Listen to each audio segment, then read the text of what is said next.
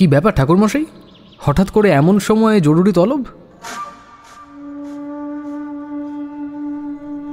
সময় তখন সকাল 11টা। কিশোরীকে গিয়ে ওর মেসের থেকে ডেকে আনে তারানাথের এক গুণমুগ্ধ ভক্ত এবং তার প্রতিবেশী হরনাথ বৈরাগী। নামটা শুনে ভার্ভার্তিক মনে হলেও তার বয়স কিন্তু আমাদের থেকেও ছোট, অর্থাৎ ওই বছর 24 কি 25-এর মতন। তারানাথ নিছক মজা পাওয়ার সুবাদেই তাকে গোটা নাম ধরেই ডাকে, এবং হরনাথ তারানাথকে দাদু হওয়ার সুবাদে কৌতুকের আমেজে জটা বুড়ো বলে ডাকে। সে যাই হোক, কিশোরীকে আমি দেখতে পেলাম ট্রামের থেকে। দেখলাম হরনাথের পিছু করতে করতে বেশ দ্রুত হেঁটে চলেছে মটলেনের মোড়টার দিকে। আমি তখনই ট্রাম থেকে নেমে ছুটে এসে তার সঙ্গী হয়েছি এবং তারানাথের জরুরি তলবের ব্যাপারে জানতে পেরেছি। হরনাথ নিজের বাড়িতে চলে গেছে কোনো ফেলে রাখা কাজ সম্পূর্ণ করতে, আর আমরা দুজন এসে চেয়ার দখল করে রয়েছি তারানাথের বৈঠক ঘরে তার তক্তপোষের সামনে। কিশোরীর প্রশ্ন শুনে তারানাথ বলল, তোমার গোপালনগরে এক মেসোমশাইয়ের বাড়ি আছে না? হ্যাঁ, ওই আমার বড় মেসোমশাইয়ের বাড়ি তো সেখানেই। হ্যাঁ, তো সেইখানের এক নামকরা গন্ধ বণিক শিবচরণ চৌধুরী, তাদের নাকি মস্ত কাপড়ের ব্যবসা। এমন কোনো পরিবারের ব্যাপারে চেনো? হ্যাঁ, চিনি তো শিবচরণ চৌধুরীকে। চৌধুরী পরিবার গোপালনগরের বিখ্যাত ধনী পরিবার। এই মাস দুয়েক আগেও যখন গোপালনগর গেলাম মাসিমার শরীরের ব্যাপারে খোঁজ খবর নিতে, তখনও ওই বাড়ির ব্যাপারে রাতে খেতে বসে কথাবার্তা হচ্ছিল ঠাকুরমশাই। সেখানে একটা মজার বিষয় জানতে পারলাম জানেন, ওই বাড়িতে রান্নার বাউন যাকে রেখেছে তাকে আবার আমি চিনি। মানে চিনি বলতে ওই বামুনের রান্না আমি রানাঘাট স্টেশনে এক হিন্দু হোটেলে খেয়েছি। অসাধারণ তার হাতে মাংসের ঝোলের স্বাদ। তখন তো নাম জানতাম না বামুন ঠাকুরের। মেসোমশাই বললেন তার নাম নাকি হাজারি ঠাকুর। চৌধুরী বাড়িতে এসেও তার রান্না খাইয়ে নাকি মন জয় করে ফেলেছে ইতিমধ্যে সকলের। কিন্তু সে যাই হোক, আপনি হঠাৎ চৌধুরীদের ব্যাপারে খবর পেলেন কিভাবে? তারানাথ তক্তপোষের থেকে উঠে গিয়ে তার জীর্ণ দেরাজের পাল্লা দুটি খুলে সেখানে থেকে বের করে আনলো একটা খাম। সেটি আমার হাতে চালান করতেই আমি খামটির ভেতর থেকে বের করলাম একটি চিরকুট। সেখানে লেখা আছে, তারানাথ চক্রবর্তী মহাশয়, আমি শিবচরণ চৌধুরী, নিবাস গোপালনগর। আলাদা করে বিস্তারিত ঠিকানা লিখে বিষয়বস্তু বৃহত্তর করব না। আপনি গোপালনগর এলে আমার বাড়িতে পৌঁছতে আশা করি কোনো অসুবিধা আপনার হবে না। আবার রুদ্রপুরের এক বন্ধুর থেকে আপনার ব্যাপারে জানতে পেরেছি চিঠি মারফত। রুদ্রপুরে আপনি এবং আপনার দুই সঙ্গী গিয়েছিলেন তার বাড়ির এক অলৌকিক ঘটনার কারণ উদ্ধার করতে, এবং স্বভাবতই পরিত্রাণ আসে আপনার মাধ্যমে। আমি আপনাকে কেন ডেকে পাঠাচ্ছি তার কারণ এখানে এলেই আপনাকে জানাবো। তবে এইটুকু বলতে পারি, ব্যাপারটি নিতান্তই গম্ভীর এবং মর্মান্তিক। আপনার দক্ষিণা অথবা আপনাদের পথ খরচ বাবদ কিছু অর্থ পাঠালাম। দয়া করে অনতি বিলম্বে আপনারা গোপালনগরে আমার বাড়িতে চলে আসুন। চিঠির থেকে চোখ বুলিয়ে নিয়ে আমি তারানাথের দিকে তাকালাম। সে একটা দীর্ঘ নিঃশ্বাস ছেড়ে বলল, তোমরা ওই যে আমায় একবার বাড়ির থেকে বের করে নিয়ে গেলে, তারপরের থেকে মানুষ আমায় একজন বহু শক্তিশালী তান্ত্রিক বলে মনে করছে। পুনরায় আমার সেই তন্ত্র জীবনের ফেলে আসা অভিজ্ঞতাগুলি যেন চোখের সামনে আবার হাতছানি দিচ্ছে। মটলেনের এই স্যাঁতস্যাঁতে ঘরে অক্ষম হয়ে পড়েছিলাম।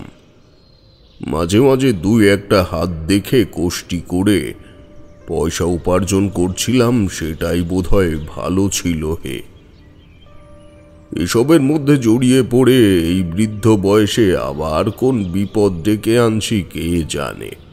সবই তো ভুলে গেছি, কত শক্তি না হারিয়ে ফেলেছি এখন।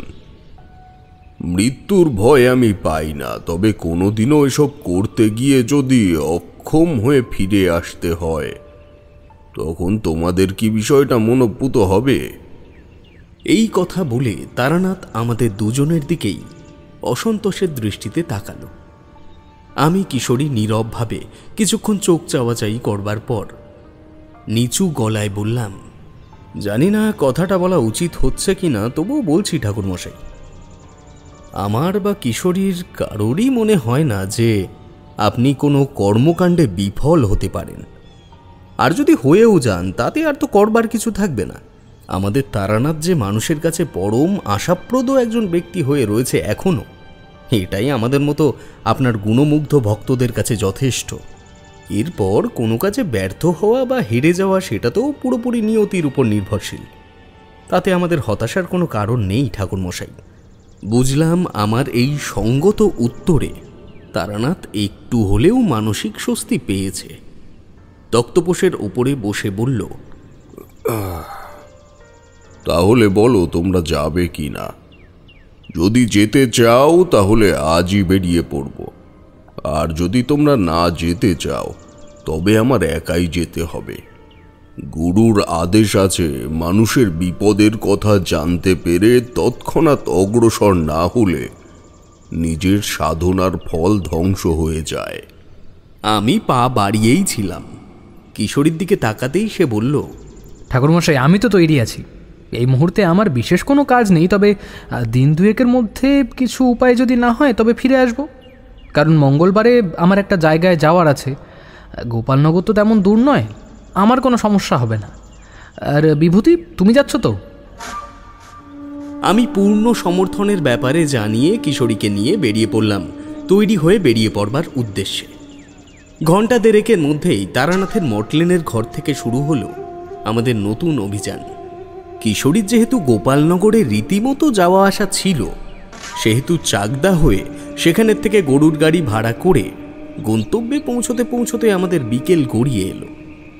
সন্ধ্যার একটু আগে আগেই আমরা গাড়ির থেকে নামলাম জনপ্রিয় প্রসিদ্ধ বস্ত্র ব্যবসায়ী শিবচরণ চৌধুরীর চৌধুরী ভিলার সামনে। বাড়িটা দেখলে মনে হয় পুরনো হাবেলি প্যাটার্নের একটা অট্টালিকাকে নতুন রূপে সাজিয়ে তোলা হয়েছে। তারানাথের পরিচয় পেয়েই বিরাট পাঁচিলের সম্মুখের দ্বাররক্ষক সম্ভ্রমের সাথে হাত জোর করে বললে, আপনাদের ব্যাপারে বলে গেছেন বড়বাবু। উনি গেছেন ছোটবাবুকে নিয়ে রানাঘাটে। আপনারা চলুন, অতিথিশালায় অপেক্ষা করুন, আর ঘণ্টা দুয়েকের মধ্যে চলে আসবেন আশা করি। বিরাট পাঁচিলের দরজা পেরিয়ে আমরা তিনজনই চৌধুরী ভিলার প্রহরীর পিছু পিছু প্রবেশ করলাম অন্দরমহলের উঠোনে। উঠোনের বাঁ দিকে সারিবদ্ধ একই কাঠামোর বেশ কয়েকটি ঘর, আর ডান দিকে একের পর এক বড়, মাঝারি ও ছোট ধরনের ধানের গোলা। আমরা এগোলাম বাঁ দিকের ওই সাদৃশ্যযুক্ত ঘরগুলির দিকে। দারোয়ান একটি ঘরের তালা খুলে দিয়ে বলল, হ্যাঁ, আসুন। এই ঘরটি বড় আছে, দুটি তক্তপোষ আছে, জলের কুঁজো আছে। আশা করি আপনাদের কোনো অসুবিধে হবে না। আর যদি কোনো জিনিসের দরকার পড়ে তার জন্য একটু কষ্ট করে বাইরের দিকে গিয়ে ভোলাকে ডাক দেবেন, কেমন? ও এসে প্রয়োজন মিটিয়ে দেবে। ভোলা ওই শেষের ঘরটায় থাকে। এখন গেছে আমাদের রাঁধুনি বাউনের সঙ্গে একটু বাজার আনতে। আর শনিবারের দিনে বড় রাস্তার উপরে হাট বসেছে কিনা, সেই জন্য আর কি। আচ্ছা, এই বাড়ির রাঁধুনি তো হাজারি ঠাকুর, তাই না? কিশোরী হঠাৎ করে কথাটি বলে ফেলে পরক্ষণে একটু সংযত হয়ে তারানাথের দিকে তাকালো। কারণ বাড়ির কোনো এক বিপদের প্রস্তাব পেয়ে এখানে আসার পরে রাঁধুনি অথবা রাঁধুনির নাম নিয়ে এমন উত্তেজনা প্রকাশের কোনো মানেই হয় না। কিশোরী কথাটা সামলে দেওয়ার জন্য, না মানে আমার এক আত্মীয়ের কাছের থেকে, ও কিছু না, মানে শুনেছি আর কি। ও যাকে ছাড়ুন। এমন কিছু একটা অসংলগ্ন উক্তি করতে করতে একটি তক্তপোষের কোনায় গিয়ে বসে পড়ল। তারানাথ নিজের ঝোলাটা নামিয়ে রেখে কুজোর থেকে জল গড়িয়ে নিয়ে খেতে যাচ্ছে দেখে আমি সেদিকে এগিয়ে গেলাম। দারোয়ান নমস্কার বিনিময় করে চলে গেল ঘরের থেকে। জলের পাত্র নামিয়ে রেখে তারানাথ বলল, একটা জিনিস আমি এতদিন যাবৎ দেখে আসছি, কি জানো? মানুষের ধনসম্পদ ব্যাপ্তি যত বৃদ্ধি পায়, সে ব্যক্তিবর্গ বা পরিবারসমূহ তত বিপদে পড়ে। এই যেমন দেখো শিবচরণ চৌধুরী, যার বাড়িতে এত বড় বড় অতিথিশালা রয়েছে, যার এক নামে গোটা গোপালনগর চেনে, সেও কিনা পারিবারিক একটা এমন অনটনের সময় নিজে বাড়িতে থাকতে পারছে না।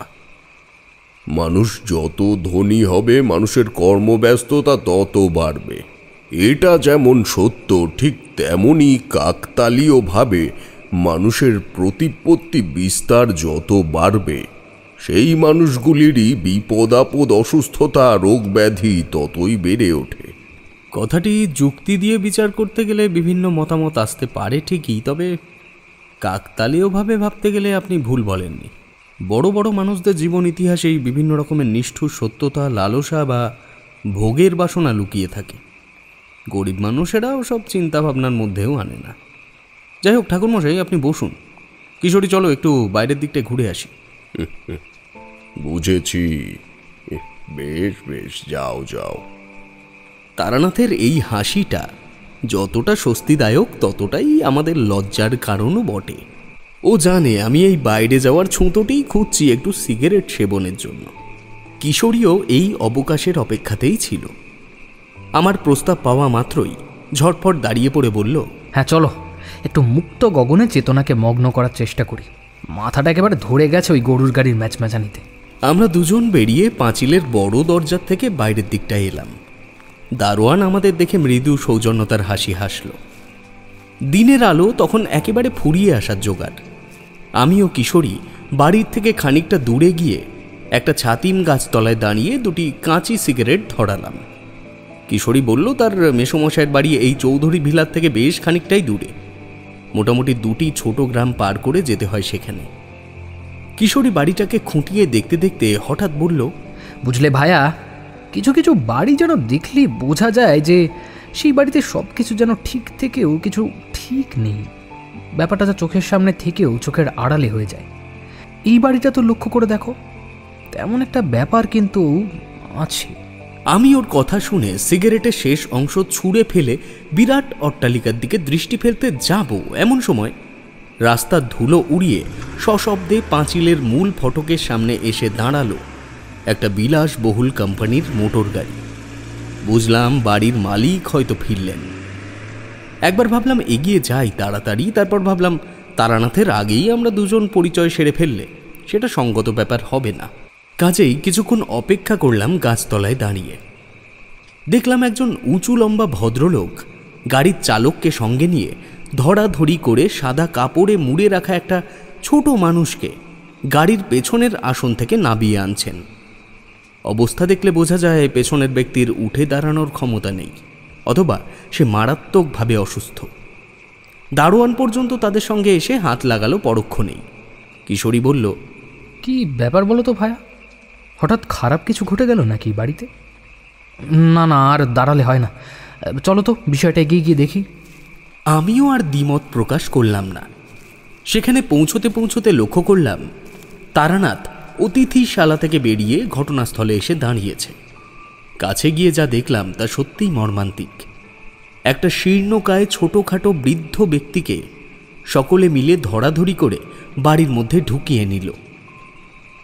দারোয়ান আমরা দূরে থাকাকালীনই আমাদের এখানে আসার ব্যাপারটা গৃহকর্তাকে জানিয়ে দিয়েছে। তা বুঝতে পারলাম যখন ওই শয্যাশায়ী মানুষটিকে নিয়ে গাড়ির চালক ও দারোয়ান ভেতর বাড়ির দিকে চলে গেল। তারপরে সাদা ধুতি পাঞ্জাবি পরা ব্যক্তিত্ববান বছর 50-এর মানুষটি তারানাথের উদ্দেশ্যে হাত জোড় করে বলল, নমস্কার ঠাকুরমশাই, আমি শিবচরণ চৌধুরী। আর এইমাত্র যাকে বাড়ি ভেতরে নিয়ে গেল, অথবা আমি যাকে ডাক্তারের কাছের থেকে বাড়িতে নিয়ে এলাম, সে আমার একমাত্র ছেলে পৃথ্বীরাজ চৌধুরী। আমরা সকলেই এই কথা শুনে আকাশ থেকে পড়লাম। চৌধুরীবাবু বলেন কি? যাকে নিয়ে আসা হলো সে তো একজন বৃদ্ধ। তারানাথ ভ্রুকুটি করে প্রশ্ন করল, আপনি কি বলছেন চৌধুরী মশাই? জানি আপনারা কথাটা মেনে নিতে পারছেন না, অথবা এটা এক কথায় মেনে নেওয়াটাও অসম্ভব। তবে আমি সেই হবাখা বাবা যাকে এমন নিষ্ঠুর দৃশ্য চোখের সামনে দেখতে হচ্ছে। ব্যাপারটাকে অলৌকিক বলবো নাকি কোনো বিচিত্র অসুখ বলবো জানি না ঠাকুরমশাই, তবে আপনাকে এখানে ডেকে পাঠিয়েছি সমস্তটা জানানোর জন্যই। চলুন, আমার বৈঠক করে চলুন, সেখানে বসে না হয় কথাবার্তা হবে। আসুন আসুন আসুন। আপনারাও আসুন। আমরা অপার বিস্ময় নিয়ে শিবচরণ চৌধুরীর পিছু নিলাম। খান দশেক লম্বা লম্বা সিঁড়ি চড়ার পর শুরু হচ্ছে ঢালাও লম্বা বারান্দা, যার এক প্রান্ত থেকে অন্য প্রান্ত পর্যন্ত দুবার হাঁটাহাঁটি করলেই শরীর ক্লান্ত হয়ে যাওয়ার সম্ভাবনা আছে। সেই বারান্দাকে আঁকড়ে ধরে আড়াআড়িভাবে দাঁড়িয়ে রয়েছে প্রায় খান দশেক ঘর। তার মধ্যস্থ একটি ঘরের প্রবেশদ্বার অপেক্ষাকৃত বড় এবং রং বেরঙের কাঁচ দিয়ে সুসজ্জিত, অর্থাৎ সেটি সদর দরজা অন্দরমহলে যাওয়ার। ওই দরজার থেকে যখন আমরা প্রবেশ করছি তখন আমাদের পূর্ব পরিচিত দারোয়ান এবং চৌধুরীবাবুর গাড়ির চালক তার ছেলেকে যথাস্থানে রেখে ফিরে আসছে এদিকে। তাদের উদ্দেশ্য করে শিবচরণবাবু বললেন, হাজারি ঠাকুর আর ভোলাদা বাজার থেকে ফিরেছে? দারোয়ান জবাব দিল, আমি দেখছি বড়বাবু। হ্যাঁ দেখো, আর যদি না ফিরে থাকে তবে ফিরলেই এনাদের চা জল খাবারের ব্যবস্থা করতে বলবে।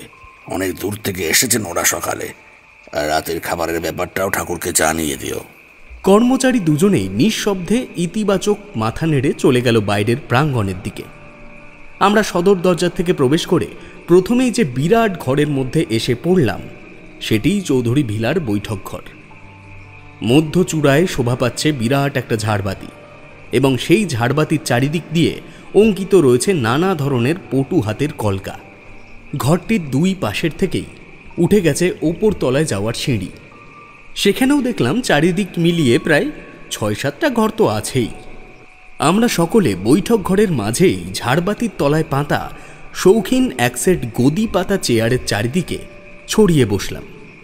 ওই চেয়ারগুলির মাঝে শোভা পাচ্ছে একটা কাঁচ পাতা টেবিল, যেখানে নানা ধরনের কাগজপত্র ও কয়েকটি কাগজ চাপা দেওয়ার বিচিত্র পাথর রাখা রয়েছে।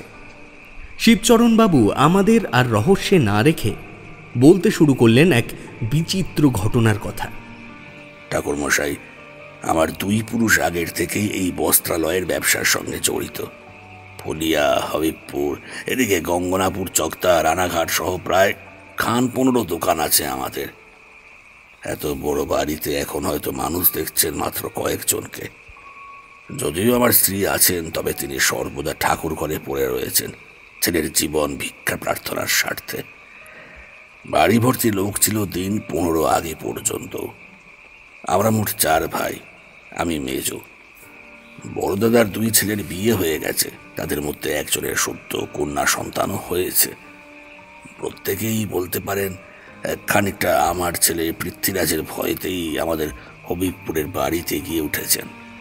তাছাড়া সকলে মিলে একটা বিষয়ের মধ্যে জড়িয়ে পড়লে আমাদের ব্যবসাপাতি একেবারে লাটে উঠবে বলে এই সিদ্ধান্ত বলতে পারে না আমি নিয়েছি।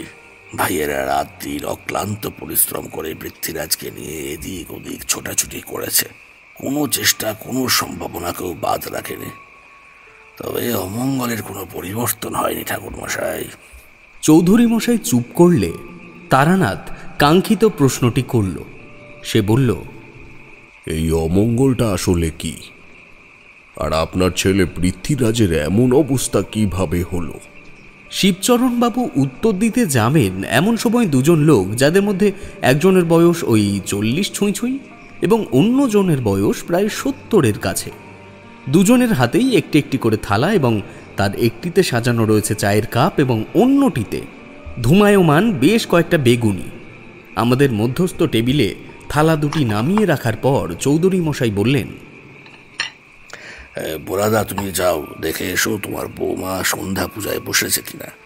তাকে জানিয়ে দিও আমি বৈঠক ঘরে ঠাকুর মশাইদের সঙ্গে একটু ব্যস্ত আছি, তাই আজ আর পুজোর ঘরে যেতে পারবো না। ঠিক আছে বাবা, তোমরা বসো, আমি বৌমাকে গিয়ে জানিয়ে আসছি। ভোলা চলে যাওয়ার পর শিবচরণবাবু অন্য মানুষটির দিকে তাকিয়ে বললেন, ঠাকুর মশাই, এর নাম হাজারি ঠাকুর। রানাঘাট স্টেশনের ওপরের আদর্শ হিন্দু হোটেলে বহুদিন যাবৎ রান্নাবান্নার কাজ করেছে। এখন আমার বাড়ির সকলে রান্নাবান্না তার হাতেই হয়। ওই প্রথম ব্যাপারটা লক্ষ্য করে ঠাকুরমশাই। ব্যাপারটা শুরু হয়েছিল আমাদের হেঁসেল ঘর থেকেই। হাজারি ঠাকুর, তুমি নিজের মুখেই বলো না কি শুরু হয়েছে প্রথম প্রথম। হাজারি ঠাকুর লোকটি যে কতটা নিরীহ চেহারার অধিকারী তা বর্ণনা করার ক্ষমতা আমার নেই। মানুষটি 2 হাত দিয়ে তার কাঁধে ঝোলানো গামছাটা মুঠো করে ধরেছিল। মনিবের নির্দেশে সেই গামছা মুষ্ঠিত হাত দুটি কপালের ওপরে তুলে আমাদের নমস্কার জানালো। তারপর মৃদু গলায় বলল, আগে বাবুরা, আমি রান্না বান্নার কাজে আমার কম বেশি অভিজ্ঞতা আছে। এই দিনে যেমন 10-15 জনা রান্না করি, ঠিক তেমনই আমি একই দিনে শত শত মানুষের খাবারও এক হাতে আগে বানিয়েছি। আমার একটা আন্দাজ তো আছেই যে চাল ফুটে ভাত হতে কতক্ষণ সময় লাগে। প্রথম এখানে সবই ঠিকই ছিল, তবে যেদিন ঘটনাটা নজরে এলো সেদিন বাড়ির সকলকে দুপুরের খাবার দেওয়ার সময় হয়েছে। আমি হাঁড়িতে ভাত চাপাই, বাকি তরকারিগুলো তৈরি করছি। কি বলবো ঠাকুরমশাই, সমস্ত তরকারি রান্না হয়ে যাওয়ার পরেও ভাতের হাঁড়িতে ফুটন্ত চালগুলো ঠিক আগের মতোই রয়ে গেল, যেমনটাই ভাত চাপিয়েছিলাম। বাড়ির গিন্নিমা থেকে শুরু করে প্রত্যেকেই কি ব্যাপারটা দেখছে। সেদিন ভাত হলো প্রায় 3 ঘন্টা পরে ঠাকুরমশাই, আর পরের দিন থেকে একে একে প্রতিদিন একটা একটা করে যে কোনো পদের খাবার তৈরি হতে ঘন্টার পর ঘন্টা সময় লাগতে শুরু করলো। এই কারণে তা হচ্ছে বুঝে উঠতে আমরা কেউ পারলাম না। এক সময় ব্যাপারটা গা সওয়া হয়ে আসতে লাগলো, কিন্তু সে সময় পৃথ্বীরাজ বাবুর সঙ্গে শুরু হলো নতুন এক উপসর্গ। কর্তাবাবু সে কথা ভালো বলতে পারবে। আমরা ইতিমধ্যে বিস্ময়ের সব সীমা অতিক্রম করে গেছি। হাজারি ঠাকুর শিবচরণ বাবুর দিকে তাকিয়ে চুপ করে গেল। তারানাথ কিছুক্ষণ চোখ বুজে কিছু ভেবে নিয়ে চৌধুরী মশাইকে বলল, চৌধুরী মশাই বলুন, আপনার ছেলের মধ্যে প্রথম কি উপসর্গ দেখতে পেলেন? আসলে প্রথম যে ব্যাপারটা পৃথ্বীরাজের সঙ্গে ঘটে তা একটা স্বপ্ন ঠাকুরমশাই। প্রতিদিনই নাকি আমার ছেলেটা তার মাকে জানাচ্ছিল যে সে নাকি রোজ একই স্বপ্ন প্রতি রাতে দেখছে। দিনের পর দিন ছেলেটা শুকিয়ে আসছে দেখে আমি একদিন তাকে ডেকে প্রশ্ন করলাম তার অবস্থা এমন হওয়ার কারণ কি। সে বেশ খানিকক্ষণ ইতস্তত করে উত্তর দিল, বাবা, আমি মাকে এর আগেও বলেছি ব্যাপারটা। আমি প্রতিদিন স্বপ্ন দেখছি একটা জঙ্গলের, এমন একটা জঙ্গল যেখানে অজস্র গাছের কাণ্ড আছে ঠিকই, তবে তাদের শাখা প্রশাখা বা মকডাল বলতে কিচ্ছু নেই। শুধু কাণ্ডগুলিকে রেখে দিয়ে উপরের সমস্ত কিছু শত শত ছায়ামূর্তিরা এসে কেটে ফেলে দিচ্ছে মাটিতে। প্রথম কেবল এই একই স্বপ্ন দেখে আমার ঘুম ভেঙে যাচ্ছিল, তবে এই সপ্তাহখানেক হলো ওই স্বপ্নের মধ্যেও কেউ যেন আমায় ডাকছে। যখন আমি ওই সৃষ্টিছাড়া জঙ্গলের মধ্যে পৌঁছাচ্ছি, তখন কেউ যেন আমার কানের কাছে এসে বলছে, পৃথ্বীরাজ, এসো এসো, ওই যে কুঠার পড়ে আছে, তুলে নাও কুঠার, চলে এসো, বাকি গাছের মাথাগুলো তাড়াতাড়ি টুকরো করে নিই। আমি অনেক আটকাচ্ছি নিজেকে বাবা, তবু পারছি না যেন ওই বিভীষিকার নির্দেশ উল্লঙ্ঘন করতে। আপনাদের গলা ছেড়ে চিৎকার করে ডাকবার চেষ্টা করছি, কিন্তু পারছি না। আমার এইসবের থেকে বাঁচান বাবা, আমার এইসবের থেকে বাঁচান। আপনি বলুন ঠাকুরমশাই, নিজের একমাত্র সন্তানের মুখে এমন আকুতি শুনে একজন পিতার মনের অবস্থা ঠিক কি হতে পারে। ঠিক করলাম তার সঙ্গে কয়েকদিন রাত্রিবেলায় শোবো, দেখবো যে আসলে ব্যাপারটা কি। প্রতিদিন রাতে একটা বিশ্রী শব্দ করে সে জেগে উঠছে। সারা শরীর ঘামে একেবারে ভিজে যাচ্ছিল প্রতিদিন। ডাক্তার, ভর্তি থেকে শুরু করে সমস্ত চেষ্টা আমাদের তরফ থেকে করা শেষ ঠাকুরমশাই। এখন শেষ ভরসা আপনি। শিবচরণবাবু আশান্বিত দৃষ্টিতে তারানাথের দিকে চাইল। ঠাকুরমশাইয়ের কপালে চিন্তার ভাঁজ। কিশোরী ও আমি একবার মুখ চাওয়াচাই করলাম। হাজারি ঠাকুর গামছায় কপাল মুছে ধীর পায়ে বৈঠক ঘরের থেকে বেরিয়ে গেল। মিনিট দুয়েকের নীরবতার পর তারানাথ বলল, পৃথ্বীরাজের গাছপালা বা উদ্ভিদের প্রতি একটা অপথ্য ভালোবাসা আছে, তাই না? হ্যাঁ ঠাকুরমশাই, ছোট থেকেই অসম্ভব রকমের উদ্ভিদ প্রেমী। এবারের আশপাশের বেশিরভাগ গাছই বলতে পারেন ওর হাতেই লালিত পালিত ও সংরক্ষিত। এবার বলুন, এই যে একটা অল্প বয়সী ছেলে হঠাৎ করে এমন নিজের যৌবন হারিয়ে ফেলে প্রায় বৃদ্ধ বয়সী হয়ে পড়ল, এই ব্যাপারটা সূত্রপাত কতদিন আগে? এই ব্যাপারটা বেশি আগের থেকে শুরু হয়নি ঠাকুরমশাই। ওই ধরুন 3-4 আগেও আমার ছেলে প্রায় আমার মাথায় মাথায় ছিল। চিন্তা অনাহারে সে দুর্বল হয়ে পড়েছিল ঠিকই, তবে তার বয়স হারিয়ে ফেলতে শুরু করেনি তখনও। হঠাৎ করে সে একেবারে কুঁকড়ে ছোট হয়ে গেল প্রথমে, তারপরেই একসাথে চুলে পাক ধরার সূত্রপাত এবং চামড়া পাতলা হয়ে সেগুলি কুঁচকে যেতে শুরু করলো।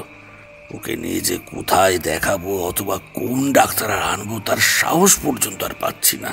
এই কথা আসলেও কি কেউ বিশ্বাস করবে? যে ঘটনা আমরা বাড়ির কজন দেখছি তা কি আসলেও বাস্তবে ঘটছে নাকি আমরা কোনো স্বপ্নে আছি, তাই মাঝে মাঝে ঠিক করে উঠতে পারছি না ঠাকুরমশাই। মানুষ ব্যাখ্যাহীন বিষয় মানতে চায় ঠিকই, তবে তারও তো একটা সীমা আছে।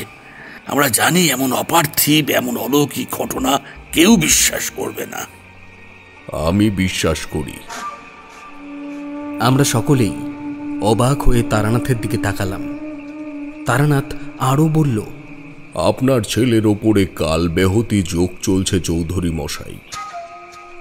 এই যোগ যার উপরে চলে তার কাল এমনভাবে ক্ষয় হতে শুরু করে দেয় যে অযাচিতভাবেই ওই নির্দিষ্ট ব্যক্তি হঠাৎ বৃদ্ধ হয়ে গিয়ে মৃত্যুর মুখে ঢলে পড়ে। এই কাজ এক পিশাচের। তন্ত্রশাস্ত্রে এই পিশাচকে ব্রহ্ম পিশাচ বলা হয়ে থাকে। চৌধুরী মশাই ভয়ার্ত কণ্ঠে বলল, তাহলে আমার ছেলেকে কি আমি আর বাঁচাতে পারবো না ঠাকুরমশাই? তাছাড়া আমরা এই চৌধুরী বাড়ির কেউ তো কোনোদিনও কোনো মানুষের ক্ষতি করিনি, তাহলে আমাদের উপরে ভগবানের এমন নিষ্ঠুর দৃষ্টি কেন? কেন ঠাকুরমশাই, কেন? ব্রহ্ম পিশাচের দৃষ্টি কোনোদিনও কারোর ক্ষতি করলে পড়ে না, অথবা এই পিশাচকে কেউ বশীভূতও করতে পারে না। এই পিশাচ মানুষের ভাগ্যরেখার সঙ্গেই মিলিত হয়ে থাকে। পৃথ্বীরাজের ভাগ্যেই অথবা হস্তরেখাতেই এই ব্রহ্ম পিশাচ যোগ ছিল। আপনি ছোটবেলায় তার কোষ্ঠী করাননি? হ্যাঁ, করিয়েছি তো। যার কাছের থেকে করিয়েছি তার বাড়িও আমাদের এই গ্রামে। নাম তার ত্রিশূলপাণি ভট্টাচার্য। প্রচুর ক্ষমতা ওই লোকটির। শুনেছি প্রতি রবি ও মঙ্গলবারের রাতে সে যে কোনো মৃত ব্যক্তির আত্মা নামিয়ে আনতে পারে। তাই নাকি? তাহলে তো একবার দেখতেই হয় এই ভট্টাচার্য মশাইকে। যাই হোক, এখন একটা মাদুলি আপনাকে দিচ্ছি, সেটি এখনই গিয়ে পৃথ্বীরাজের হাতে গিয়ে বেঁধে দিন। আগামী পরশুদিন কৃষ্ণা চতুর্দশীর রাত পর্যন্ত আশা করছি তার কোনো ক্ষতি হবে না। কালকে আমি কিছু উপকরণ বলে দেব, সেগুলো জোগাড় করে ফেলবেন দয়া করে। আর চৌধুরী মশাই, চিন্তা করার কোনো কারণ নেই। যদিও আপনি আমায় ডাকতে দেরি করে ফেলেছেন, তবে এখনো হয়তো গোটা ব্যাপারটা আমার হাতের থেকে বেরিয়ে যায়নি। আর হ্যাঁ, কোনো রকম ঔষধ বা পথ্য আর পৃথ্বীরাজকে দেবেন না, তাতে ওর শরীর আরো অসুস্থ হবে। আমার দেওয়া এই মাদুলি যথেষ্ট 2 দিনের জন্য। বলে তারানাথ উঠে দাঁড়ালো। আমরাও তার সঙ্গে সঙ্গেই চেয়ার ছেড়ে উঠলাম। আপনি এখানে বসুন, আমি কিশোরীর হাতে মাদুলিটা আপনার কাছে পাঠিয়ে দিচ্ছি। আমার ঝোলাটা ওই অতিথিশালায় রয়েছে, তো সঙ্গে থাকলে এখানেই দিয়ে যেতাম। আর যেমনটা বললাম, এখনই আপনি নিজে গিয়ে ওটি বেঁধে দিয়ে আসবেন পৃথ্বীরাজের বাঁ হাতে। আমরা অনুমতি নিয়ে বেরিয়ে এলাম আবার আমাদের ঘরের উদ্দেশ্যে। ঘরে এসে তারানাথ তার ঝোলার ভেতর থেকে গোটা 5 মাদুলি বের করে তার মধ্যে একটি তুলে নিয়ে নিজের কপালে ছুঁয়ে বিড়বিড় করে কি যেন বলল। ওম কালী কালী মহাকালী কালীকে পাপ হরিণী, রক্ষা করো মা, রক্ষা করো, রক্ষা করো মা। তারপর একটি লাল সুতো দিয়ে মাদুলিটি বেঁধে নিয়ে কিশোরীর হাতে সেটি দিয়ে দিল। কিশোরী দ্রুত পায়ে মাদুলিটি দিয়ে ফিরে এলো ঘরে। তারানাথ আমাদের দেওয়া একটা প্যাকেট থেকে একটি পাসিংশো বের করে ওটা ধরিয়ে তক্তপোষের ওপরে বসল। কিশোরী বেশ খানিকক্ষণ ধরে একটু উস্কুস উস্কুস করছিল, বুঝতে পারছিলাম। 2 হাতের তালু ঘষতে ঘষতে সে প্রশ্ন করল, আচ্ছা ঠাকুরমশাই, এই মাদুলি আপনার ঝোলায় সবসময় থাকে বলুন? তারানাথ ওর দিকে না তাকিয়েই জবাব দিল,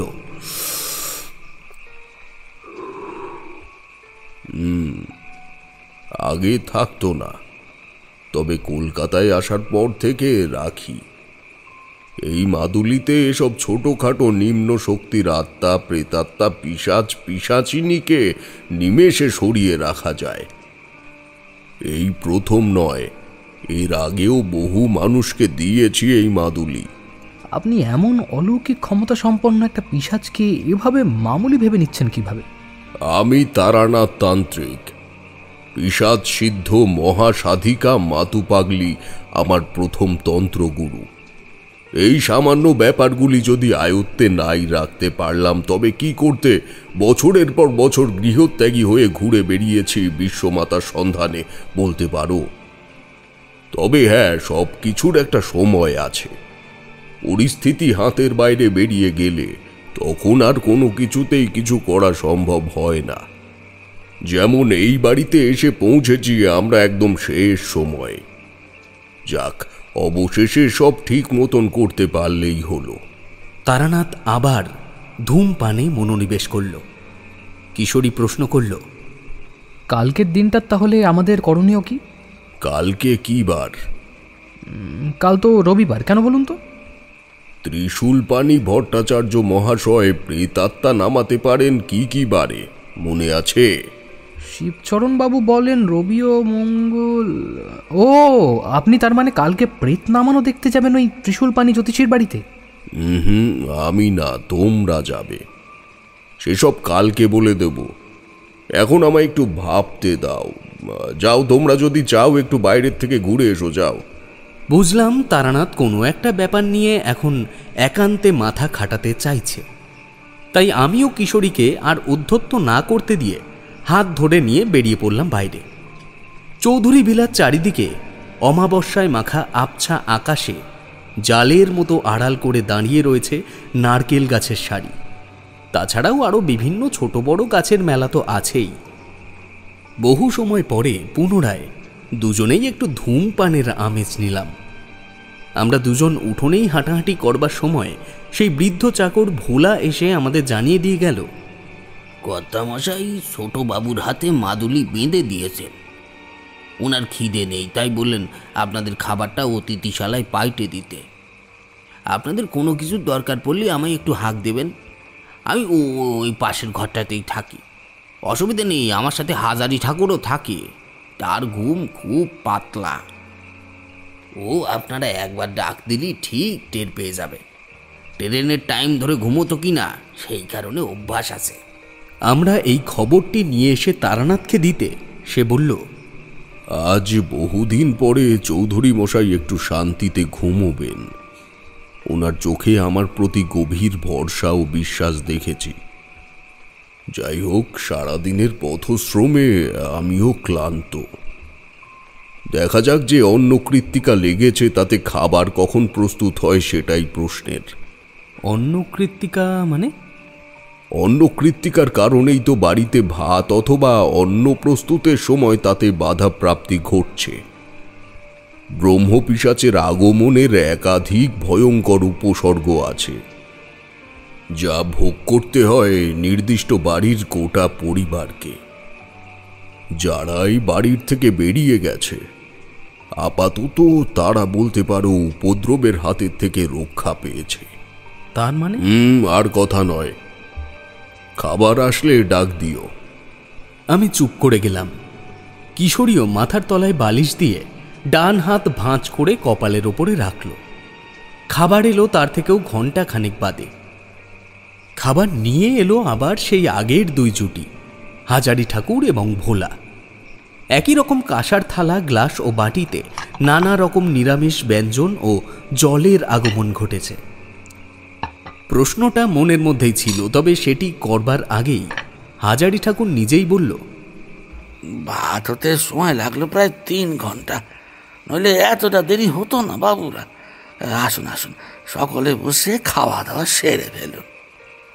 খাওয়া হয়ে গেলে একটা হাঁক দেবেন, আমি পাত তুলে নিয়ে যাব। বলে তারা চলে গেল। সত্যিই হাজারি ঠাকুরের আদর্শ রান্নার হাত, জিভে লেগে থাকার মতো স্বাদ করেছে প্রতিটি পদ। ওই রাতে খাওয়া দাওয়ার পর অল্প বিস্তর বিভিন্ন বিষয়ে আলোচনা করতে করতে আমরা ঘুমিয়েও পড়লাম সকলে। পরদিন সকালবেলায় ঘুম থেকে উঠে দেখি তারানাথ তার বিছানায় নেই। কিশোরীকে ডেকে নিয়ে বাইরের দিকে আসতে দেখলাম হাতে দাঁতন কাঠি ও ঝোলা নিয়ে হাসি মুখে তারানাথ ঢুকছে চৌধুরী ভিলার প্রাঙ্গণের দিকে। আমরা তার দিকে এগিয়ে যেতে সে বলল, তোমাদের জন্য দাঁতনের ব্যবস্থা করে নিয়ে এলাম, আর ঝোলার ভেতরে কিছু দুষ্প্রাপ্য উপকরণ আছে, যা জোগাড় করে একটু কাজ এগিয়ে রাখলাম। ওহ, চায়ের টান লেগেছে, চা খেতে হবে। কিশোরী, যাও দেখি একবার হাজারি ঠাকুরকে গিয়ে খবর দিয়ে এসো। আমরা দুটি নিম দাঁতন নিয়ে হাজারি ঠাকুরকে চায়ের ফরমাইশ দিয়ে এলাম। ভোলা এসে উঠোনের মাঝে খাটিয়া পেতে দিল। তাতে এসে বসলেন গৃহস্বামী শিবচরণ চৌধুরী। তারানাথের আপ্যায়ন পড়ল চা সহযোগে উৎকৃষ্ট তামাক সেবনের। শ্রাবণের মেঘলা আকাশে দূর গ্রামের থেকে ভেসে আসা বৃষ্টি মাখা ঠান্ডা হাওয়ায় বিরাট প্রাসাদের সামনে হাতে চায়ের কাপ নিয়ে দাঁড়িয়ে থাকবার যে একটা নবাবী আমেজ আছে, তা অনুভব করেছিলাম ওই দিন। তারানাথ পৃথ্বীরাজের শারীরিক অবস্থার ব্যাপারে প্রশ্ন করায় চৌধুরী মশাই বললেন, আপনার দেওয়া মাধুরী তো কাল রাতেই ধারণ করিয়েছি তার হাতে। তখন থেকে এখনো পর্যন্ত কোনো রকম অসুবিধা হয়নি দেখেই মনটাও ভালো লাগছে ঠাকুর মশাই। কেন যে আরো কিছুদিন আগে আপনার খোঁজ পাইনি। পাননি কারণ নিয়তি চায়নি। হয়তো তাই হবে। তবে কাল রাতে একটা ব্যাপার হচ্ছিল যা রীতিমতো অস্বস্তি দিচ্ছিল আমাকে। হ্যাঁ, আপনারা কেউ শুনেছেন কি? এই কথা শুনে আমরা একটু এগিয়ে গেলাম খাটিয়া লক্ষ্য করে। তারানাথ বলল, কি ব্যাপার বলুন তো? কই, কিশোরী বিভূতি তো তেমন কিছু বলেনি আমায়। কাল মধ্যরাতে ঝিরিঝিরি বৃষ্টি হচ্ছিল। হঠাৎ আমার ঘুম ভেঙে গেল একটা কাকের শব্দে। ওই রাতের বেলায় সাধারণত কাকের ডাক শোনা যায় না, তার উপর বৃষ্টির মধ্যে মধ্য রজনীতে কাকের ডাক কতটা অমঙ্গলময় শুনতে লাগে বলুন দেখি ঠাকুর মশাই। তারানাথ প্রথমে একটু চিন্তিত হয়ে পড়েছিল, তবে চৌধুরী মশাইয়ের কথা শোনার পর সে একটা স্বস্তির নিঃশ্বাস ছেড়ে বললে, ওটি নৈশ বায়বের শব্দ শুনেছেন আপনি চৌধুরী মশাই। বাড়ির ওপরে ব্রহ্মপিশাচের দৃষ্টি পড়লে এই ব্যাপারটা লক্ষ্য করা যায়। কালকেই তো আপনাকে বললাম অবস্থা একেবারে খারাপের দিকেই যাচ্ছিল, এমনকি এখনো খারাপই আছে। তবে আমি যেহেতু রয়েছি, সব কিছু সময়ের মধ্যেই সেরে ফেলব। এই আচ্ছা কিশোরী, যাও দেখি তোমার কাগজ পেন্সিলটা একবার নিয়ে এসো। যা যা বলছি লিখে নিয়ে চৌধুরী মশাইকে দাও, উনি একটু উপকরণগুলি আনিয়ে রাখুক। কিশোরী তাই করল। সে কাগজ নিয়ে ফিরে আসার পর তারানাথ বলতে শুরু করল, লেখো। সিদ্ধি, উপবিত, হরিতুকি, আতপ চাল, মাটির সরা। হ্যাঁ, এবারে নিচে লেখো। প্রথম ফল ধরেছে এমন আম গাছের পোকায় খাওয়া 3টে পাতা একসঙ্গে হলুদ সুতোয় গাঁথা থাকতে হবে। আর কেউ ডুবে মারা গিয়েছে এমন কোনো এক পুকুরের জলের তলার মাটি। চৌধুরী মশাই, শেষের জিনিসটা পাওয়া কতটা মুশকিল হবে জানি না, তবে এই উপকরণটি কিন্তু অতি আবশ্যক। ভোলাদার কাছে একবার শুনে নিচ্ছে। তাছাড়া আমরা গ্রামাঞ্চলে থাকি, এমন পুকুর এখানে পাওয়া যাওয়াটা খুব একটা দুর্লভ ব্যাপার হবে না হয়তো। সত্যিই দুর্লভ ব্যাপার হলো না উপকরণটি সংগ্রহ করাটা। ভোলাকে শুনতেই সে জানিয়ে দিল তাদের গ্রামেই এমন একটি পুকুর আছে যেখানে এক বেদের মেয়ে আত্মহত্যা করেছিল। তবে যেহেতু পুকুরটি তাদের গ্রামেই, তাই সে জলে নামলে নাকি গায়ে গুজব ছড়িয়ে যেতে পারে, তাই ঠিক হলো পাড়ের থেকেই হাত ডুবিয়ে মাটি তুলে আনবে হাজারি ঠাকুর। তো কথা মতো ফর্দ নিয়ে ভোলা বেরিয়ে গেল বাজারের উদ্দেশ্যে, আর হাজারি ঠাকুরের সঙ্গে তারানাথ আমায় পাঠালো ভোলাদের গ্রামে। হাজারি ঠাকুর মানুষটা এতটাই স্বল্পভাষী যে নিজেরই কেমন করুণা হলো তাকে দেখে। চেহারা দেখলেই বোঝা যায় সাত চড়েও সে মুখে রা কাটার মানুষ নয়। উল্লেখিত পুকুর থেকে মাটি নিয়ে যখন আমরা দুজনে আবার ফিরছি চৌধুরী ভিলার উদ্দেশ্যে, তখন আমি তাকে প্রশ্ন করলাম, আচ্ছা হাজারি ঠাকুর, তুমি রানাঘাটের হোটেলের কাজটি ছেড়ে দিলে কেন? শুনেছি নাকি সেখানে তোমার ব্যাপক জনপ্রিয়তা ছিল। আমার প্রশ্নে তার শুকনো মুখে মৃদু হাসি বয়ে গেল। অসহায়ের মতো হাজারি ঠাকুর বলল, আমায় চোর বলে অপবাদ দিয়েছে বাবু পদ্ম দিদি। সে ওই বেসু চক্রবর্তীর হোটেলেই কাজ করে। বিশ্বাস করুন বাবু, বিশ্বাস করুন, আমি চুরি করিনি বাবু। নুন খেয়ে নামক হারামি করবার মতন মানুষ আমি নই। কত বললাম, কত বোঝালাম, তবু ওরা মানল না, তাই কাজটা ছেড়ে দিয়েছিলাম আর কি। বুঝলাম এই বিষয় নিয়ে কথা এগোলে হাজারি ঠাকুরের নরম মনের ওপরে পুনরায় আঘাত করে ফেলতে পারি অজান্তেই। তাই বাকি রাস্তাটুকু স্থানীয় নানা বিষয়ে এবং চৌধুরীবাবু ছেলের ব্যাপারে নানা কথা শুনতে শুনতে এলাম। ওই দিন দুপুরেও আমাদের খাওয়ার ব্যবস্থা হলো ওই অতিথিশালাতেই। ব্যাপারটায় বোঝানোর কিছু নেই। আশা করি আমার লেখা তারানাথের গল্পগুলি যারা শোনো তারা সকলেই জানে যে এই রকম পরিস্থিতিতে বাড়ির মালিক আমাদের সঙ্গে পাত পেতে খেতে বসার অবস্থায় থাকার কথা নয়। সুতরাং আমরা খাওয়া দাওয়া সেরে একেবারে ভোলার কাছের থেকে জেনে নিলাম যে ওই ত্রিশূল পানি ভট্টাচার্যি মশাইয়ের বাড়িটা আসলে কোন দিকে। নিজের চোখের সামনে আত্মা নামানো দেখব আমিও কিশোরী, তার উন্মাদনা কি কম। তারানাথ আগামীকাল বসবে ব্রহ্ম পিশাচ তাড়ানোর পুজোয়। তবে সে আজকে আমাদের সঙ্গে ওই জ্যোতিষীর বাড়িতে যাবে না কেন সেটা বুঝতে পারলাম না ঠিকই। তবে সন্ধ্যার আগে আগে সেখানে বেরোনোর সময় কিশোরী প্রশ্ন করল, ঠাকুরমশাই আপনি চলুন না এনাদের সঙ্গে, খামোকা একা বাড়িতে বসে কি করবেন? তারানাথ আমাদের অবাক করে দিয়ে বলল, আমি গেলে কি করে হবে? তোমরা আত্মা তো নামাতে চাচ্ছ আমারই। দেখি ওই ভণ্ড জ্যোতিষীকে একটু শায়েস্তা করা যায় কিনা। তোমরা শুধু বলবে না যে আমি বহাল তবিয়তে এই পৃথিবীতেই আছি। এবার তোমরা যাও, আমি বেরোচ্ছি খানিক পরে।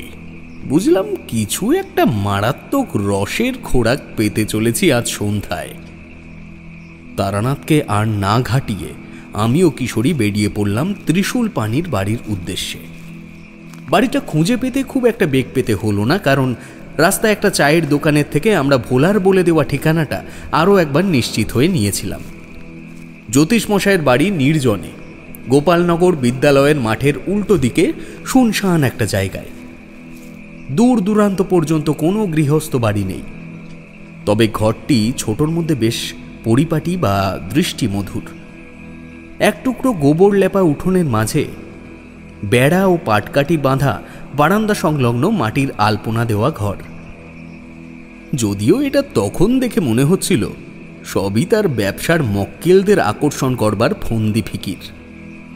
কিশোরী বাড়ির উঠোনে দাঁড়িয়ে হাঁক দিতেই ভেতর থেকে বেরিয়ে এলো একজন শীর্ণকায় আপাদমস্তক রক্তাম্বর পরিহিত বৃদ্ধ লোক। আমি প্রথমেই একটু বানিয়ে সানিয়ে বললাম, আমরা এসেছি কলকাতার থেকে। যদিও এখানে এসেছি আমার এই বন্ধুর পিসামশাইয়ের বাড়িতে। ওখান থেকেই আপনার ব্যাপারে খবর পাই, জানতে পারি আপনার অপরিসীম ক্ষমতার ব্যাপারে। যদিও এখন সন্ধ্যাবেলা এসে পড়লাম একেবারে, হয়তো আপনি এখন পুজো টুজোয় বসবেন নাকি? আমি রবিবার পুজোয় বসি না, রবিবার হলো নিষ্ফলা দিন। তবে আজকের দিনটা শেষ অমাবস্যা, কাল আবার কৃষ্ণা চতুর্দশী, কালকের দিনটায় আবার কর্মফল পাওয়া যায়। তোমরা কি কারোর আত্মার সাথে কথা বলতে এসেছো? হ্যাঁ, আসলে সেই কারণেই এসেছি। আমাদের খুব কাছের একজন মানুষ কিছুদিন আগে চলে গেছেন আমাদের ছেড়ে। একবার যদি তার সাথে অন্তত কথা বলতে পারতাম। বেশ বেশ, বুঝে গেছি, আর কিছু বলতে হবে না। চলে এসো, দুজনেই ঘরের ভিতরে চলে এসো। আমরা ভেতরে গেলাম। ঘরের ভেতরে একটা শীতল পাটি পাতা আছে। বোধহয় ওখানেই ত্রিশূল পানি ঘুমান, আর রয়েছে একটি 3টি পায়া বিশিষ্ট বেটের টেবিল। উনি আমাদের ওই টেবিলের সম্মুখে বসতে বললেন এবং নিজেও বসলেন তার এক পাশে। অর্থাৎ সেই সময় প্রত্যেকের মুখোমুখি আমরা 3 জনে বসেছি। পাশেই একটা লাল মলাটে বাঁধা ফাইল আকৃতির একটা কিছুর ভেতর থেকে একটা হলুদ কাগজ ও একটি পেন্সিল বের করে নিয়ে সেটিকে আমাদের মাঝে টেবিলের ওপর নামিয়ে রেখে বললেন, তোমরা কাকে ডাকবে? মানে কার আত্মাকে স্মরণ করতে চাইছো? তারানাথ চক্রবর্তী, আমাদের বন্ধু, কলকাতায় থাকতো। বেশ, চিন্তার কোনো কারণ নেই। তোমরা দুজন নিজেদের ডান হাতের তর্জনীগুলি আমার আঙুলের তর্জনীর সঙ্গে ঠেকিয়ে চোখ বুজে এক মনে তাকে স্মরণ করবে। সে আসবে আমার ভেতরে। যদি তোমরা এক মনে তাকে ডাকতে পারো, তখন যা প্রশ্ন করবে তার উত্তর সে আমার মাধ্যমে আমারই হাত দিয়ে এই হলুদ কাগজে লিখে দিতে শুরু করবে। মনে রেখো, কেউ কিন্তু চোখ খুলবে না, বুঝেছ? আমরা দুজনেই ইতিবাচক মাথা নাড়লাম এবং তার কথা মতো তার তর্জনীতে তর্জনী স্পর্শ করে চোখ বুঝলাম। বেশ খানিকক্ষণ সবকিছু চুপচাপ। মনে মনে যে আসলেই তারানাথের কথা দুজনেই ভাবছি, তাতে কারোরই কোনো সন্দেহ নেই। হঠাৎ একসময় ত্রিশূল পানির হাতের আঙুলটা ঈষৎ কেঁপে উঠল। সেই ঈষৎ থমথমে গলায় বলল, প্রশ্ন করো এবার। ততক্ষণে আমরা বুঝে গেছি যে বুড়ো পুরোটাই ভেলকির ওপরেই নিজের জীবিকা অতিবাহিত করছে। তবুও আমি পরবর্তীতে কি হয় এই কৌতূহল নিয়ে প্রশ্ন করলাম, তারানাথ, তুমি এখন কেমন আছো? তৎক্ষণাৎ শুনতে পেলাম ত্রিশূল পানি হাতের পেন্সিল দিয়ে কিছু লিখতে শুরু করেছে সম্মুখের কাগজটাতে।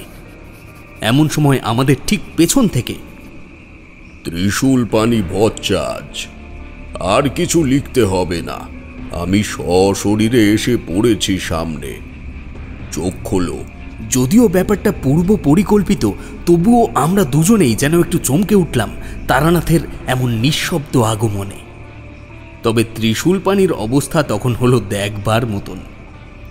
সে কপালে চোখ তুলে নিয়ে খানিকটা যেন ছিটকে গেল পেছন দিকে। তারানাথ মৃদু হেসে বলল, কিশোরী, বুড়োর মাথায় জল ঢালো, নইলে এখনই ভিমড়ি যাবে। তারানাথ মন্দ বলেনি। প্রায় মিনিট 10 অবিশ্রান্ত জল ঢালাঢালির পর ত্রিশূল পানি একটু ধাতস্থ হল। তারানাথ বলল, এই বয়সেও মানুষকে বোকা বানিয়ে যাচ্ছেন, ব্যাপারটা একেবারেই ঠিক নয়। ওরা যার আত্মাকে ডেকেছে সেই তারানাথ চক্রবর্তী আমি নিজেই। আমি জীবিত এবং শারীরিকভাবেও সুস্থ। এদিকে আপনি দুম করে হাতে পেন্সিল নিয়ে লিখতেও আরম্ভ করলেন। তন্ত্রবিদ্যা জানবার শখ থাকলে আপনি আসুন না আমার কাছে, আমার বাড়িতে। পরিশ্রম একটু লাগবে ঠিকই, তবে আমি কিছু জিনিস শিখিয়ে দেব। চৌধুরী বাড়ির কর্তা শিবেন চৌধুরীর ছেলে পৃথ্বীরাজের কোষ্ঠী করেছিলেন আপনি। এদিকে তার আয়ু রেখায় যে ব্রহ্ম পিশাচের যোগ রয়েছে তা আপনি বলতে পারেননি। বলবেনই বা কি করে? আসলে তো আপনি কয়েকটা আঁকিবুকি আর মন্ত্র ছাড়া কিছুই জানেন না। মানুষের উপকারে কাজে লাগুন ভট্টাচার্য মশাই। এভাবে ভণ্ডামি আপনার বয়সী মানুষকে মানায় না। তারানাথের উপদেশের পরে যে ওই বুড়ো আর কিছু মুখ ফুটে বলবে তার কোনো উপায় আর নেই। আমরা তবুও ত্রিশূল পানিকে কিছু টাকা দিয়ে চলে এলাম ওই বাড়ির থেকে। মনে বিশ্বাস জাগলো বুড়ো আর যাই হোক মানুষ ঠকিয়ে আর পেট চালাবে না। তারানাথের মুখেই আসার পথে শুনলাম, যদি পৃথ্বীরাজের কোষ্ঠী কোনো এক ভালো জ্যোতিষীর কাছে করানো হতো তাহলে প্রাথমিক অবস্থাতেই মাদুলি দিয়ে তার শিশু বয়সেই এই যোগ কাটিয়ে দেওয়া সম্ভব হতো। চৌধুরী বাড়িতে ফিরে এসে জানা গেল আগামীকালে তারানাথের পুজোর সমস্ত উপকরণ একেবারে ফর্দ মিলিয়ে প্রস্তুত করা হয়ে গেছে। ওই রাতে বলবার মতন যে ঘটনাটি উল্লেখ না করলেই নয় তা হল শ্রাবণের তুল কালাম দৃষ্টি। কলকাতার বদ্ধ ঘরে বসে বৃষ্টির অনুভূতি নেওয়া আর গোপালনগরের মতো গ্রাম্য পরিবেশে শ্রাবণ মাসের অঝোর ধারার শনশন শব্দ শুনতে শুনতে ঘুমিয়ে পড়ার মধ্যে যে জমিন আসমানের পার্থক্য আছে তা বলার অপেক্ষা রাখে না। যতক্ষণ জেগেছিলাম অতিথিশালার জানলা থেকে কেবল মাঝে মাঝে ঝলসে ওঠা বিদ্যুতের আলো আর মুচড়ে নিয়ে আসা নারকেল গাছের মাথা ছাড়া অন্য কিছুই চোখে পড়েনি। অবশেষে এলো সেই কাঙ্ক্ষিত দিন, যেদিন সকালবেলার থেকেই চৌধুরী বাবুর গিন্নি তারানাথের কথা মতো শুরু করে দিল প্রকরণের তোড়জোড়, তাও আবার চৌধুরী ভিলার ছাদের ওপরে।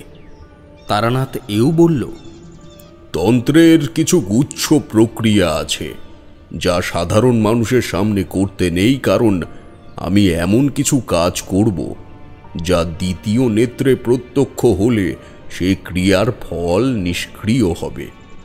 তাই আপনারা সকলে যে যার ঘরে থাকবেন। চৌধুরী মশাই এবং গিন্নিমা আপনারা চাইলে ছেলের কাছে গিয়েও থাকতে পারেন। আমার সময় লাগবে ওই ঘন্টা চারেক মতন।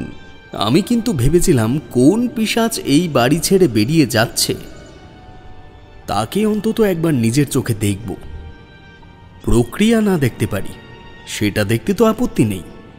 তাই যখন তারানাথকে বললাম, আচ্ছা ঠাকুরমশাই, এই ব্রহ্ম পিশাচকে দেখতে কেমন, তারানাথ মৃদু হেসে জবাব দিল, যেমন ধরো দুর্ঘটনার সম্ভাবনা, ভয়, বিষণ্ণতা, অমঙ্গল, ভয়ানক অসুস্থ রোগীর ঘরের ম্লান পরিবেশ, এসব কি দেখা যায়? এগুলোকে অনুভব করা যায় মাত্র। ঠিক তেমনি ব্রহ্মপিশাচ হল প্রকৃতির একটি অশুভ শক্তির নাম, যার প্রভাব লক্ষ্য করা যায় কিন্তু তাকে স্বচক্ষে দেখা যায় না। যাই হোক, সব ঠিকঠাক হলে কালকেই তোমরা দেখতে পারবে যে ব্রহ্মপিশাচের প্রভাব আসলেও কমেছে কিনা। এরপরে আর কোনো কথা বলাটা সাজে না। কাজেই আমি ও কিশোরী আমাদের ঘরের মধ্যে বসেই তারানাথ সন্ধ্যাবেলায় চৌধুরী ভিলার ছাদে চলে যাওয়ার পর অপেক্ষা করতে থাকলাম। চিন্তায় পড়লাম যখন সেই সন্ধ্যাতেও বৃষ্টি নামলো অঝোরে। তারানাথ তখন নিজের প্রক্রিয়া করছে ছাদের ওপর। জানি না সেখানে কিভাবে কি চলছে বা সেখানে কি অবস্থা। ওর মুখেই শুনেছি সব শেষে পবিত্র হোম সম্পূর্ণ না করতে পারলে নাকি পুজো সম্পূর্ণ হয় না। তাহলে কিভাবে কি হবে? তবে সেই দুশ্চিন্তা কিন্তু বেশিক্ষণ রইল না। ভগবানেরও হয়তো ইচ্ছে ছিল যে শিবচরণ চৌধুরীর নির্দোষ ছেলেটি অন্তত সুবিচার পাক। বৃষ্টিটা মিনিট 30 হওয়ার পর সম্পূর্ণ থেমে গেল। তারানাথ ফিরে এলো প্রায় 5 ঘন্টা পরে। হাজারি ঠাকুর আমাদের এসে ডেকে নিয়ে গেল চৌধুরী বাবুর বৈঠক ঘরে। সেখানে গিয়ে দেখি প্রত্যেকেই পঞ্চপ্রদীপের থেকে পবিত্র আগুনের তাপ নিচ্ছে। তারানাথ সেই প্রদীপ আমাদের দিকেও এগিয়ে দিলে আমরা অগ্নিশুদ্ধ হয়ে নিলাম। তারানাথ ওই প্রদীপ এবং একটি পেতলের ধূমায়মান ধুনুচি চৌধুরী গিন্নির হাতে দিয়ে বললে, যাও মা, একজনকে সঙ্গে নিয়ে সারা বাড়িতে এই ধুনুচির পবিত্র ধোঁয়া পৌঁছে দাও। তোমার ছেলে রক্ষা পেয়েছে, আর ভয়ের কিছু নেই। আমরা তবুও কাল দুপুর পর্যন্ত আছি। অবস্থার উন্নতি নিজেদের চোখে না দেখে যাব না, চিন্তা নেই। কিন্তু এখন যে আমার একটু বিশ্রাম দরকার, আর তার সঙ্গে একটু চা হলেও মন্দ হয় না। শিবচরণবাবু হাজারি ঠাকুরকে চায়ের ফরমাইশ দিয়ে দিলেন। আমরা তারানাথের সঙ্গে ফিরে এলাম নিজেদের জন্য বরাদ্দ ঘরটিতে। কিশোরী ঘরে ঢোকা মাত্রই প্রশ্ন করল, আচ্ছা ঠাকুরমশাই, আমরা মটলেনে আসবার আগে তো মাঝে মাঝে আপনি আগমতন্ত্রের প্রয়োগ করে বৃষ্টিকে থামিয়ে দেন, কিন্তু এক্ষেত্রে তা কেন করতে পারলেন না? করতে যে পারতাম না তোমায় সেটা কে বলেছে? জানতাম এই বৃষ্টির জন্য আমার কাজে তেমন কোনো ক্ষতি হবে না, তাই জন্যেই ওসব আর করিনি। তোমাদের তো আগেও বলেছি, প্রকৃতির বড় মাপের শক্তিগুলির সঙ্গে কখনোই টানা হেচড়া করতে নেই, খুব দরকার না পড়লে। তাতে সাধকের শক্তি ক্ষয় হয়। কথা শেষ করে তারানাথ বহু তৃপ্তি নিয়ে একটা সিগারেট ধরালো। যথাসময়ে চা চলে এলো। আমরা প্রত্যেকেই তেজপাতা ফোটানো সুস্বাদু চা খেয়ে ঠান্ডা ঠান্ডা পরিবেশে বেশ তরতাজা বোধ করলাম। তবে আরও একটি ঘটনা যে এখনো ঘটবার ছিল তার আঁচ আমরা বোধহয় কেউই পাইনি। রাতের খাওয়া দাওয়া সেরে আমরা ঘুমিয়ে পড়েছিলাম প্রত্যেকেই। আমার সেই রাতে কেন জানি না ঘুম ভেঙে গেল এক সময়। বাইরের থেকে গুড়গুড় করে মেঘের ডাক ভেসে আসছে ঘরের ভেতরে। আমি কি মনে করে জানি না, হয়তো বৃষ্টি কতটা হচ্ছে তা নিজের চোখে দেখব বলেই একবার বিছানার থেকে উঠে গিয়ে একটা জানলার পাল্লা খুললাম এবং খোলা মাত্রই ঠিক জানলার বাইরে যেন আমার জন্যই অপেক্ষারত একটা মূর্তি দেখে প্রায় ছিটকে এসে পড়লাম ঘরের মেঝেতে। ত্রিশূল পানি, ওই জ্যোতিষী, ওই জ্যোতিষী এসেছে। জ্যোতিষী দাঁড়িয়ে আছে ওখানে, ওই জ্যোতিষী দাঁড়িয়ে আছে। দেখো দেখো দেখো দেখো তো বাইরে। কিশোরী, তারানাথ দুজনেই বিছানা ছেড়ে উঠে এসেছে আমার কাছে। আমার গলার ভেতর থেকে কথা যেন হারিয়ে যাচ্ছে বারে বারে। আমি স্পষ্ট দেখলাম যে ভণ্ড জ্যোতিষীর বাড়ির থেকে সেদিন সন্ধ্যাতেই আমরা ঘুরে এসেছি সে দাঁড়িয়ে রয়েছে জানলার বাইরে। তার দৃষ্টিতে কোনো অভিব্যক্তি নেই, শুধু মনে হলো যখন আমি জানলার কাছের থেকে ছিটকে পড়ে গেলাম তখন যেন সে একটু হাসল। তারানাথ বা কিশোরী কিন্তু কেউ কিছু দেখতে পায়নি অনেকক্ষণ দাঁড়িয়ে থেকেও। বাইরে যাওয়ার তো কোনো উপায় নেই। সেই রাতে চলছিল প্রবল ঝড় বৃষ্টি। তারানাথ কিন্তু এই প্রসঙ্গে কোনো কথা বলল না, কেবল কিশোরী বলেছিল, বুড়ো রাতের বেলায় ভয় দেখাতে এসেছে, দেখেছ? সন্ধ্যাবেলায় ঠিক হাতে ঘা লেগেছে বুড়োর। বেটাকে কাল বাড়ি যাওয়ার সময় আর একটু চমকে দিয়ে যাব। পরদিন সকালে চৌধুরীবাবুর রূপ একেবারে বদলে গেল। তারানাথের করা প্রকরণে যে মন্ত্রের মতো কাজ হয়েছে তাতে কোনো সন্দেহ নেই। আমার শরীরটা কিন্তু সেদিন সকাল থেকেই একটু গরম গরম অনুভব হচ্ছিল। বুঝলাম ভয়টা আমি খুব ভালো রকমই পেয়েছি। তার বহিঃপ্রকাশ জ্বরের মাধ্যমে আসতে চলেছে। আপনারা বললে বিশ্বাস করবেন কিনা জানি না, যে পৃথ্বীরাজ চৌধুরী প্রায় নিজের বয়স হারিয়ে জীবন হারাতে চলেছিল ব্রহ্মপিশাচগ্রস্ত হয়ে, সে কিন্তু পরদিনই যেন অনেকটা জীবন শক্তি ফিরে পেয়েছে বলে মনে হলো। ওই দুপুরবেলায় আমাদের সঙ্গে খাওয়া দাওয়াও করলো সপরিবারে সকলে। কিন্তু গোটা দিন যে বিষয়টা লক্ষ্য করিনি তা হলো বাড়ির একনিষ্ঠ চাকর ভোলাদা আসেনি। তারানাথকে চৌধুরীবাবু খুশি হয়ে যে পরিমাণ দক্ষিণা বা সাম্মানিক দিয়েছিলেন সেটা না হয় নাই বললাম। এটুকু বলবো, তারানাথ বহুদিন পরে হয়তো এতগুলো অর্থের মুখ একসাথে দেখেছিল। আমরা যখন সকলের কাছের থেকে অনুমতি নিয়ে কলকাতার উদ্দেশ্যে বেরিয়ে যাচ্ছি তখন ভোলা এলো। তার আসতে দেরি হওয়ার কারণ শুনতে সে বলল, বাবু, আমি ওই শ্মশানে গিয়েছিলাম। ওই পাড়ার ওই ত্রিশূল পানি জ্যোতিষ কাল রাতে বাড়ির ওপরে নারকেল গাছ পড়ে মারা গেছে। একটা ঘুনে খাওয়া নারকেল গাছের মাথা বাড়ির উপরে পড়েছে, তাতে পুরো বাড়ি একদম গুড়িয়ে ছাড়খাড়, মাটিতে একদম মিশে গেছে বাবু। আমার বুকটা কেঁপে উঠল। বুঝলাম তারানাথ কিশোরীর অবস্থাও হয়তো তাই। হয়তো তাহলে সে মারা যাওয়ার পরেই আমাদের অতিথিশালার জানলার কাছে দেখা করতে এসেছিল। তারানাথ কেবল ভোলাকে জিজ্ঞেস করল, ওর পিণ্ডদান করবার মতন লোক আছে তো?